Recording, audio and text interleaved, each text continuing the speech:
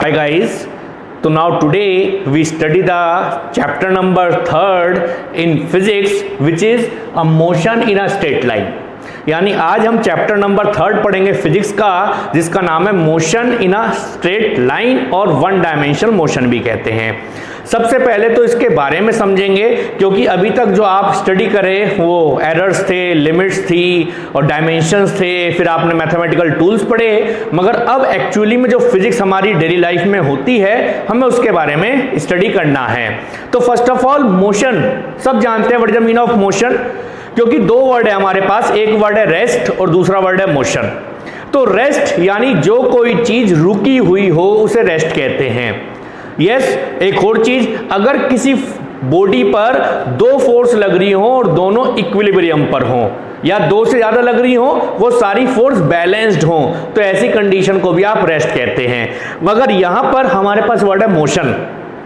यह सब जानते हैं मोशन, जब भी आप किसी चीज पे फोर्स लगाएंगे तो वो चीज ऑब्जेक्ट मूव करेगी। तो अब हमें मोशन पढ़ना है और मोशन पढ़ना है वो भी कौन सी लाइन में? स्ट्रेट लाइन में। बहुत सिंपल है स्ट्रेट लाइन। स्ट्रेट लाइन के मोशन को हम वन डायमेंशनल मोशन कहते हैं, 1D भी कहते हैं इसको, याद रहेगी बात। वन डायमेंशन, फिर हम पढ़ेंगे 2 डायमेंशन, फिर हम पढ़ेंगे 3 डायमेंशन। तो यहां पर हमें मोशन पढ़ना है बॉडी का, वो भी हमें को पढ़ना है in a straight line one dimension motion में। मोशन पढ़ने से पहले इस चैप्टर में आपको टोटल 5 फिजिकल क्वांटिटीज के बारे में स्टडी करेंगे, ठीक है। तो वैसे इस चैप्टर का नाम जो है वो मैं बता दूं, अब इसका नाम है काइनेमैटिक्स, ठीक है भाई। चलिए, अब इन चैप्टर्स का जो नाम है उसे कहते हैं kinematics. Now what is the meaning of kinematics? Kinematics मतलब है मोशन विदाउट द कॉज, यानी जो फोर्स इसको कॉज कर रही है उसके बारे में नहीं, केवल हमें बॉडी का मोशन पढ़ना है तो उसको आप काइनेमैटिक्स कहते हैं। तो मैकेनिक्स है फिजिक्स की ये ब्रांच जिसके अंदर 3 चीज होती है, स्टैटिक्स, काइनेमैटिक्स एंड डायनेमिक्स। तो यहां पर हमें स्टडी करना है काइनेमैटिक्स में। चलिए अच्छी तरह समझाएंगे। और काइनेमैटिक्स में टोटल अब मुझे 5 फिजिकल क्वांटिटी पढ़नी है। पहली है डिस्टेंस, दूसरी है डिस्प्लेसमेंट, तीसरी है स्पीड, फिर 4th one is velocity and the 5th one is acceleration. क्योंकि आपका जो फिजिक्स है वो डिस्टेंस से शुरू होगा, तो डिस्टेंस से चलेंगे और डिस्टेंस से आगे चलते चलते हम डिस्प्लेसमेंट, फिर स्पीड, फिर वेलोसिटी एंड फिर एक्सीलरेशन। तो हम हर एक क्वांटिटी को अच्छी तरह समझाएंगे, न्यूमेरिकल से समझाएंगे, क्योंकि ज्यादातर चीजें न्यूमेरिकल डेली लाइफ से रिलेटेड हो तो ज्यादा अच्छी समझ में आती है। आइए तो चलते हैं। सबसे पहला वर्ड हमारे पास जो है वो है डिस्टेंस। क्या होता है डिस्टेंस? सबको पता है डिस्टेंस। मैं अपने घर से चला और मैं अपने घर से चल के अपने ऑफिस पे गया। जब मैं अपने ऑफिस पे गया तो पहले स्ट्रेट चलाऊंगा, फिर कहीं कर्व लिया होगा, कहीं रोड कर्व होगी, तो जितना भी मैंने एक्चुअली में लेंथ कवर करी तो उसे डिस्टेंस कहेंगे।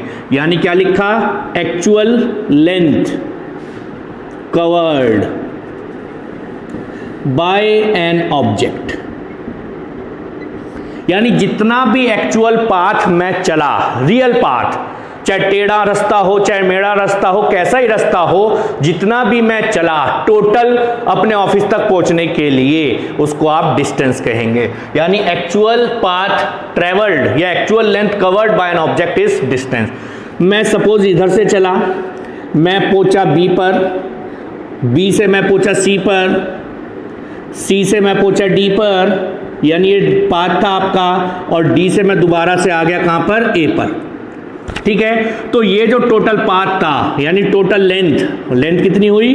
ए B plus B C plus C D plus D A. तो टोटल जो ये पाथ होगा इसको आप डिस्टेंस कहेंगे। क्या कहेंगे इसे आप? सर इसे हम डिस्टेंस कहेंगे। याद रहेगी बात? यस सर, इसे डिस्टेंस कहेंगे। तो डिस्टेंस आपके पास एक्चुअली में कुछ नहीं है, टोटल डिस्टेंस जितना कवर किया वो है। मैं यूनिट की बात करता हूं, वैसे तो सबने पढ़ी हैं। 2 तरह की यूनिट तो एसआई यूनिट है इसकी मीटर एम, दूसरी है सीजीएस यूनिट है सेंटीमीटर। ठीक है जी, चलिए सबने पढ़ा। फिर हम डायमेंशन की बात करेंगे। डायमेंशन डिस्टेंस इज लेंथ, तो m नहीं है 0, L1 और t भी 0। फिर हम क्वांटिटी की बात करेंगे, क्योंकि यहाँ पर दो चीज़ होती है क्वांटिटी, स्केलर और वेक्टर, मगर यह है स्केलर, इसका मतलब इस पे केवल मैग्नीट्यूड होगा, मैग्नीट्यूड ओनली। ठीक है, समझाएंगे न्यूमेरिकल्स में देखेंगे तब और अच्छा समझ में आएगा आपको। मगर ये आपके पास डिस्टेंस है, और डिस्टेंस स्केलर होने की वजह से डिस्टेंस इज ऑलवेज पॉजिटिव। तो डिस्टेंस कभी नेगेटिव नहीं, जीरो नहीं होता, ये हमेशा पॉजिटिव क्वांटिटी होती है। तो ये मैंने बात करी डिस्टेंस की। इसी के बाद एक और वर्ड है जिसका आपने नाम दिया डिस्प्लेसमेंट। ये बहुत इंपॉर्टेंट है, समझ में आ जाएगा, ऐसा कुछ नहीं है डिस्प्लेसमेंट। मगर डिस्टेंस का सिंबल भी होगा, the symbol of distance is S, symbol है डिस्टेंस का S. Okay, not displacement, displacement भी एक क्वांटिटी है आपके पास, इसका सिंबल है, मगर इसके ऊपर वेक्टर लग जाएगा। क्यों, अब पता चल जाएगा क्यों हो गया vector. Now distance and displacement is both is a length, ये दोनों लेंथ हैं, मगर लेंथ कैसी, एक लेंथ तो शॉर्ट और एक लेंथ लार्ज।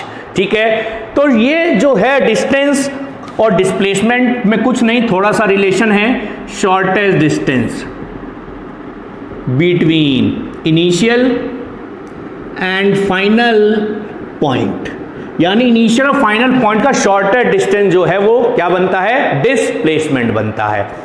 अगर मैं इसी फिगर की बात करूं तो जहां चला था वो इनिशियल पॉइंट था, जहां पहुंचा वो भी इनिशियल पॉइंट, यानी दोनों एक के ऊपर एक कोइंसाइड कर गए, यानी इस केस में डिस्प्लेसमेंट कितना, 0। चलो मैं एक और फिगर बना दूं, दिस इज ए, मैं इसे बी पे आया और बी से मैं सी पे आया।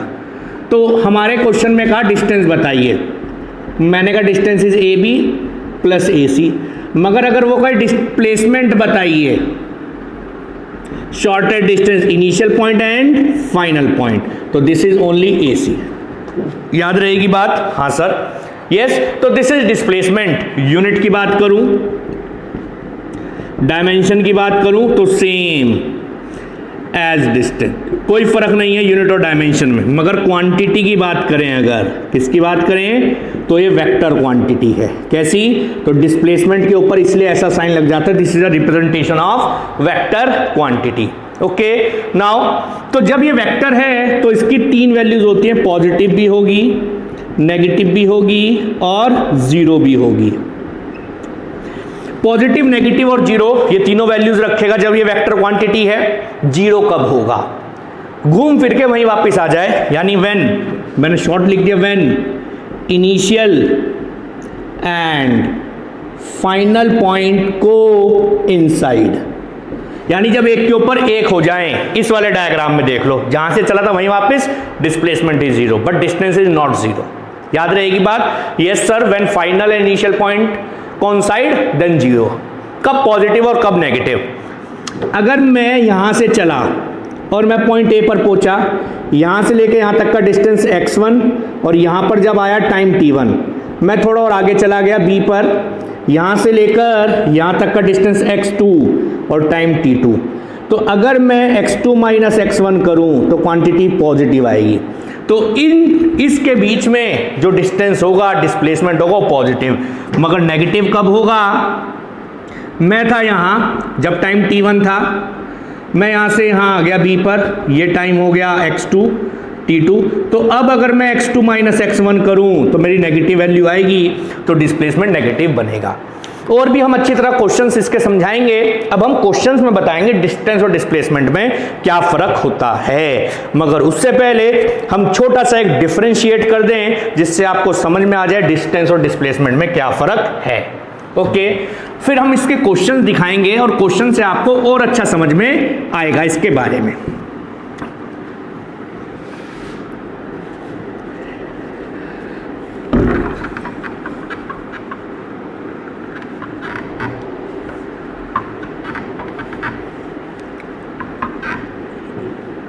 चलिए प्लीज, तो हमने क्या करा, हमने एक तरफ लिख दिया डिस्टेंस और दूसरी तरफ लिख दिया डिस्प्लेसमेंट। ठीक है, वैसे ही छोटा सा एक हमारे पास डिफरेंशिएट कर रहे हैं इसको। तो नंबर 1, ठीक है, यानी कि एक्चुअल पाथ। ठीक है, दूसरा शॉर्टेस्ट पाथ, किसके बीच में? Between initial and final point. ठीक है, दूसरा, ठीक है, ये मैंने पूरी लाइन एक लिख दी है, सेम यूनिट एंड डायमेंशन, दोनों की सेम यूनिट और सेम डायमेंशन है, दोनों पॉइंट ठीक हैं। थर्ड, कैसी क्वांटिटी? स्केलर। कैसी quantity? Vector. Fourth, positive only. Fourth, positive, negative और जीरो, सारी वैल्यूज रखेगा। Fifth, distance is always greater than और इक्वल टू डिस्प्लेसमेंट। बहुत इंपॉर्टेंट पॉइंट है। क्यों? हमेशा ज्यादा या कम क्यों होगा? ये ज्यादा या इक्वल क्यों होगा? क्योंकि आप देख लें, मान लीजिए आप यहां से चले, इस पॉइंट पर आ गए, ये तो हो गया डिस्टेंस और ये हो गया डिस्प्लेसमेंट। ठीक है, तो डिस्टेंस तो हुआ ऊपर वाला और नीचे वाला हुआ डिस्प्लेसमेंट। तो बताइए कौन पास सा ज्यादा है? डिस्टेंस ज्यादा है, डिस्प्लेसमेंट कम है। मगर अगर ये यहां से चला, मैं यहां आया, तो इसमें यही डिस्टेंस और यही डिस्प्लेसमेंट, तो दोनों बराबर, तो कभी छोटा नहीं होता डिस्टेंस इससे। ठीक है, 6, distance is always greater than displacement. ठीक है जी, क्वांटिटी बता दी, पॉजिटिव नेगेटिव बता दिया, डिस्टेंस बता दिया। अब यहां पर अगर मैं स्ट्रेट लाइन पर है, स्ट्रेट लाइन में, तो distance is equal to displacement. याद रहेगी बात? हाँ सर बिल्कुल। 7, अगर मैं प्लेन में चल रहा हूं, in a plane, then distance is equal to x plus y, अगर एक्स वाई प्लेन में है, and displacement equal to root x square plus y square. इसको समझाते हैं आपको। ठीक है, बहुत अच्छा पॉइंट है ये। यानी अगर मैं किसी प्लेन में चल रहा हूं, ये प्लेन है मान लीजिए, this is x axis, this is y axis, मैं इस ओरिजिन से चला, पहले मैंने ये डिस्टेंस कवर किया एक्स एक्सिस में एक्स, फिर मैं वाई एक्सिस में चला वाई, मैं पहुंच गया यहां, तो बढ़िया distance x plus y actual distance, x से वाई और वाई से this, and displacement is this which is the Pythagoras theorem under root x square plus, याद रहेगी बात? Yes sir. Now point number 8, ये तो हो गया प्लेन में, इन 3D तीनों एक्सिस में distance equals to x plus y plus z, मगर displacement equals to root x square plus y square plus, sir ये भी समझा दो एक बार, इसको भी समझा दे। 3D में, 3D मतलब 3D फिगर कोई ले लीजिए, मैंने क्यूब ले लिया, ठीक है, मैं क्यूब ले लिया और क्यूब लेके मैं इस पॉइंट से चला, मान लीजिए एक्स एक्सिस में एक्स चला, वाई एक्सिस में वाई चला, और फिर जेड एक्सिस थी कोई, जेड एक्सिस में जेड चला, तो टोटल डिस्टेंस कितना? X plus y plus z, मगर डिस्प्लेसमेंट यहां से लेके यहां तक, यानी कि अगर मैं बात करूं इस कमरे की, रूम की बात करूं अपने, तो पहले तो मैं इस रूम में एक्स एक्सिस पे ऐसे चला, फिर मैं वाई एक्सिस में ऐसे चला, फिर मैं जेड एक्सिस में ऐसे चला, x axis, y axis and z axis, x plus y plus z is distance, but displacement is from here to here, the diagonal of this room, and diagonal of this room is find out by under root x square plus y square plus z square। याद रहेगी बात? और एक चीज और, अगर कहीं पर, ठीक है ये भी मैंने लिख दिया, distance is never zero during motion, motion के दौरान डिस्टेंस कभी जीरो नहीं होता, बट डिस्प्लेसमेंट इज जीरो। कैसे? उसने कहा डिस्टेंस कभी जीरो नहीं होता मोशन में, मगर डिस्प्लेसमेंट हो सकता है। कैसे? जहां से चलें वहीं आ जाओ, मान लीजिए आप अपने घर से चले, घूम फिर के घर पे आ गए, डिस्टेंस तो हुआ डबल जहां पर भी गए, मगर डिस्प्लेसमेंट वहीं पर आया इनिशियल, वहीं आया फाइनल, तो डिस्प्लेसमेंट हुआ जीरो। तो ये कुछ पॉइंट्स हैं जो आपने याद रखने हैं, क्योंकि इसके बेस पर मैं कुछ क्वेश्चंस आपको करवाऊं। तो आपको पता चलेगा कि how we find out the distance and displacement. Okay, चलिए आसान, सबसे आसान से शुरू करते हैं। मैंने कहा अभी मैं यहाँ पर था, मैं यहाँ से गया पॉइंट ए पर, ठीक है, और ए से मैं वापस आया पॉइंट बी पर।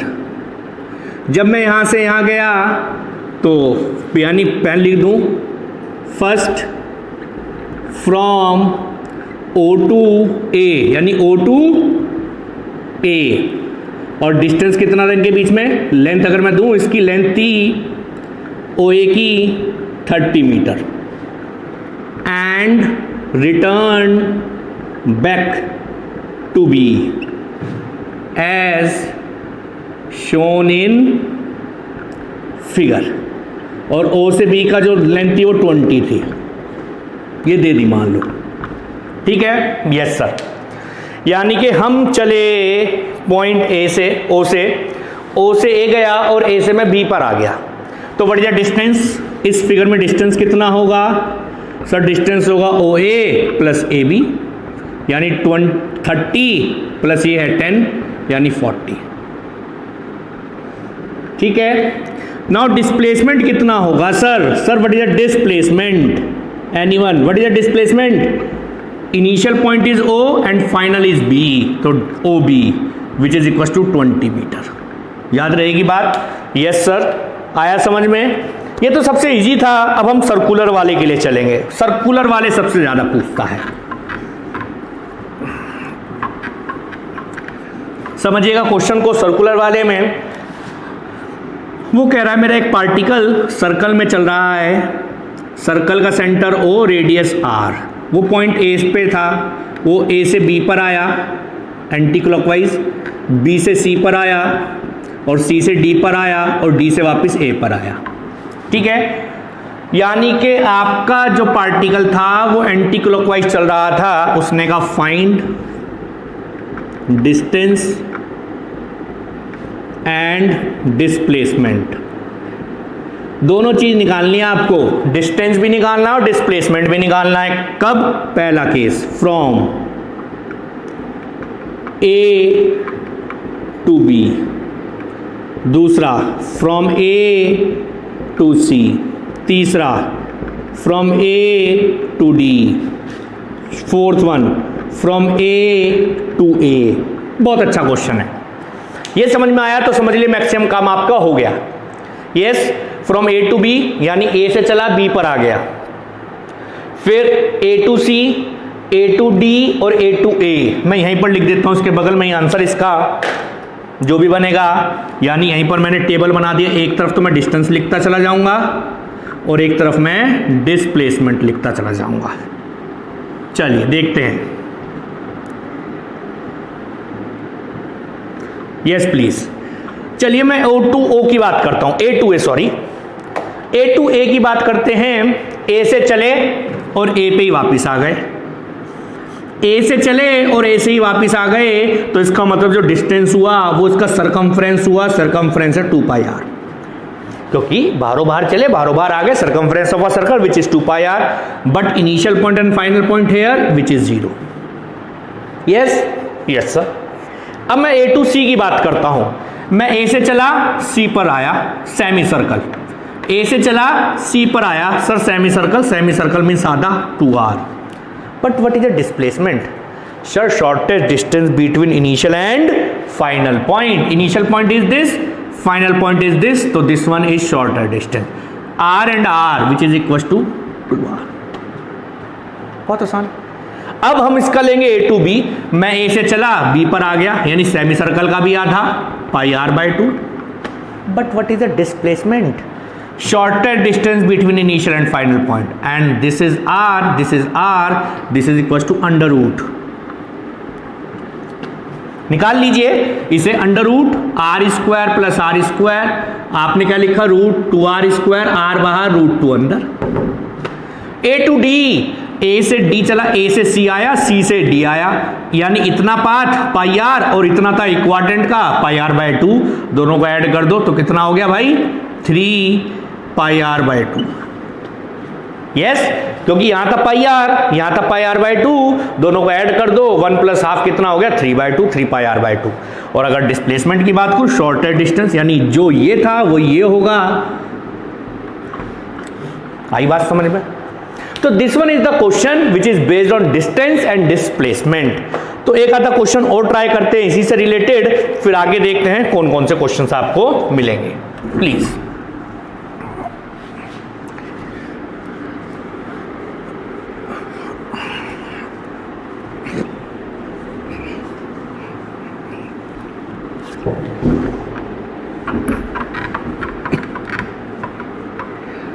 चलिए, तो हमने प्लेन वाला देखा, 3D में देखा, सर्कल में देखा, ऐसी सेमी सर्कल की अगर बात करें, सेमी सर्कल भी वैसे देख लिया, इसी में कोई दिक्कत नहीं है। एक सिंपल वैसी क्वेश्चन देख लेते हैं। उसने कहा आपका एक व्हील इस सर्कुलर पार्ट में ऐसे रखा था, ये पॉइंट था P, ये रेडियस थी R। उसने कहा बताइए मेरा व्हील ने हाफ रेवोल्यूशन ले लिया, जब मेरा व्हील हाफ रेवोल्यूशन ले लेगा तो ये पॉइंट P यहां की बजाय यहां चला जाएगा, P डैश हो गया। तो उसने कहा what is a displacement, now this point is a displacement, yes और नो। यानी आपका व्हील था, व्हील रखा था ऐसे, इसने हाफ रोटेशन लिया, इसने कहा हाफ रोटेशन में बताइए इसका फाइनल डिस्प्लेसमेंट क्या होगा पॉइंट P का। The displacement is PP dash. Now, how you find out this? You find out the value of this. This is a radius, this is R and R which is 2R. और semi circle path में इतने, इसने यहां पर कितना cover किया होगा horizontal में, पाई आर। सेमी सर्कल है ना, तो सेमी सर्कल में सर्कमफ्रेंस चलेगी, वो भी आधी पाई आर, और ये तो under root pi r square plus 2R square is displacement. How much? Pi r square plus 4R square, oh sorry इधर ऐसे लगाना था, इसमें भी ऐसे लगाना था।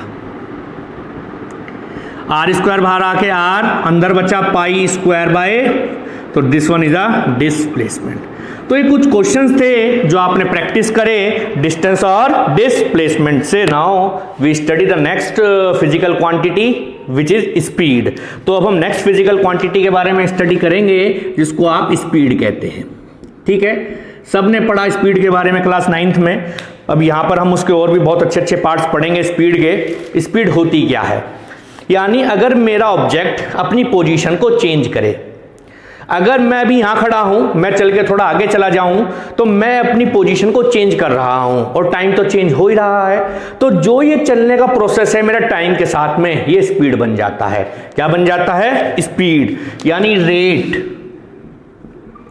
Of change in position of an object, यानी मेरे ऑब्जेक्ट की पोजीशन चेंज हो टाइम के साथ, जो वर्ड बनता है उसको आप स्पीड कहते हैं। सिंपल फॉर्म में speed equals to distance upon time.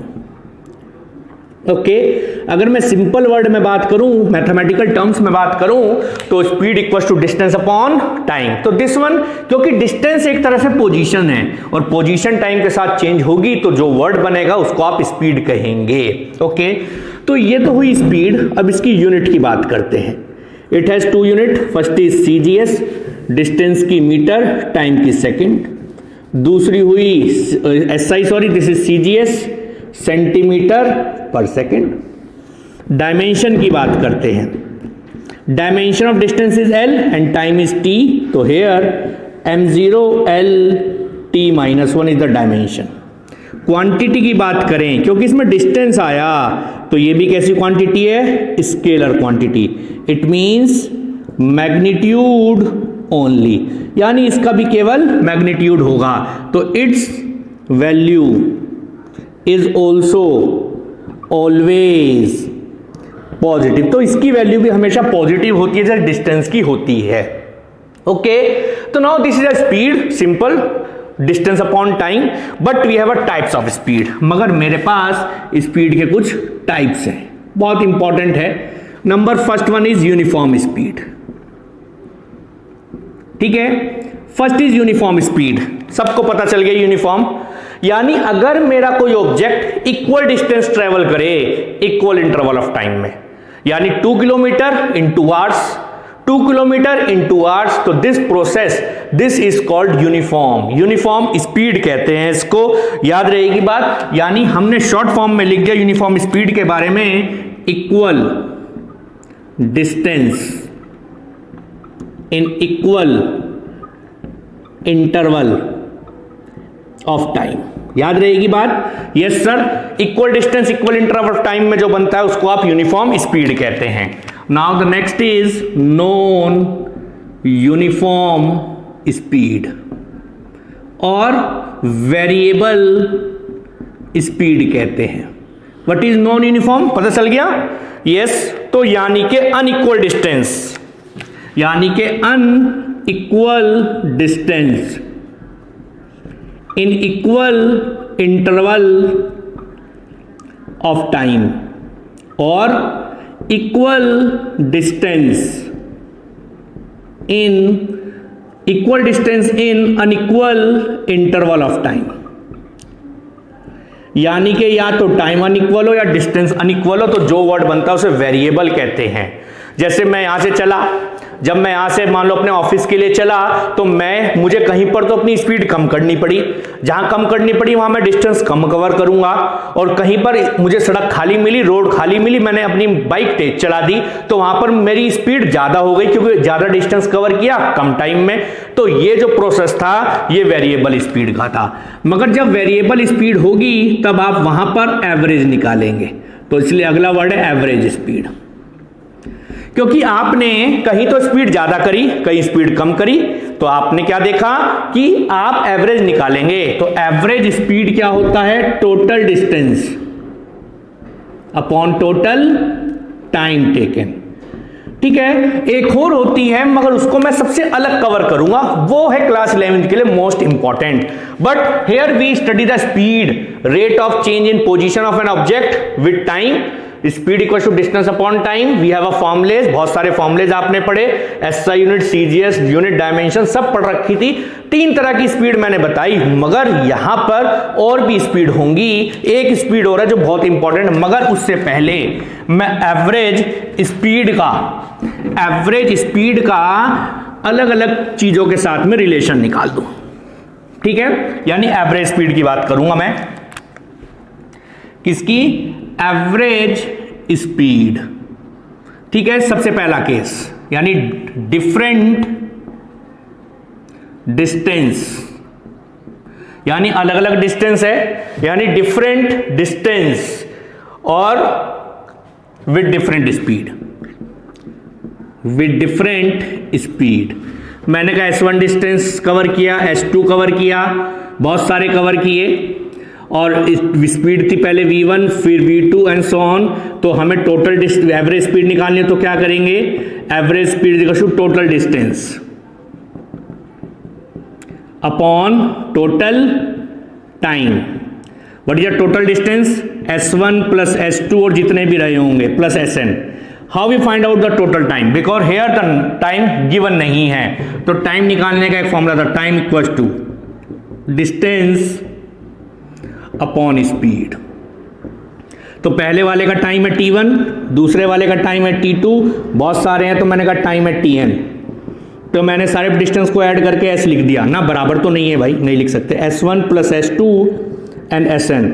पहले का टाइम निकालेंगे तो S1 अपॉन V1, दूसरे का S2 अपॉन V2, ऐसे बहुत सारे हैं तो Sn अपॉन Vn। तो this one is the first formula of finding the average speed with different situation.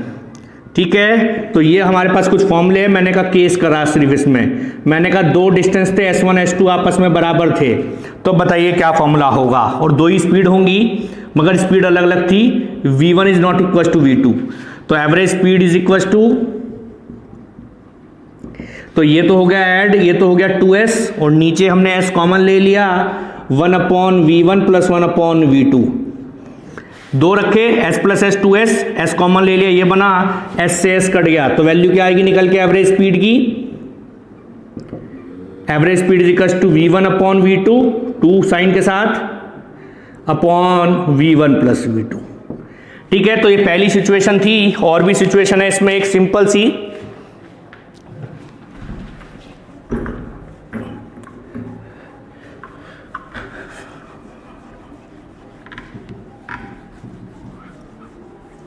चलिए एक और केस है इसमें, सेकंड बी केस है, यानी उसने कहा आपको a body moving with different speed in different time, यानी different speed in different time, ठीक है, different speed in different time, तो क्या बनेगा फॉर्मूला, तो एवरेज स्पीड इक्वल्स टू, सब जानते हैं, total distance upon total time. Distance निकालने का फॉर्मूला सब जानते हैं, distance equals to speed into time, याद रखिएगा इस फॉर्मूले को, ठीक है जी। तो मैंने कहा स्पीड थी v1 4 टाइम t1, स्पीड थी v2 4 टाइम t2, ऐसी vn स्पीड थी टाइम tn के लिए। तो एवरेज स्पीड क्या बनी, टोटल डिस्टेंस, पहले का डिस्टेंस v1t, दूसरे का v2t, और बहुत सारे तो vn tn, और total time t1 plus t2 and so on. तो this is the next formula. Numericals करेंगे तो और अच्छा समझ में आ जाएगा आपको, ठीक है। इसमें भी एक केस कर सकते हैं, केस एक ही है, मैंने कहा टाइम मेरे दोनों बराबर हैं, t1 इक्वल टू t2, दो केस के लिए है, तो एवरेज स्पीड क्या बनेगी, तो यहां हो गया क्या, v1 प्लस v2t, और नीचे हो गया t प्लस t यानी 2t, यानी क्या आया v1 प्लस v2 बाय 2। एक और केस बना, मगर ज्यादा अच्छा समझ में आएगा आपको इसके जब हम न्यूमेरिकल्स परफॉर्म करेंगे एवरेज स्पीड से रिलेटेड। ऐसे ही एक वर्ड है वेलोसिटी, ठीक है, क्या फर्क है दोनों में उसके बारे में आपको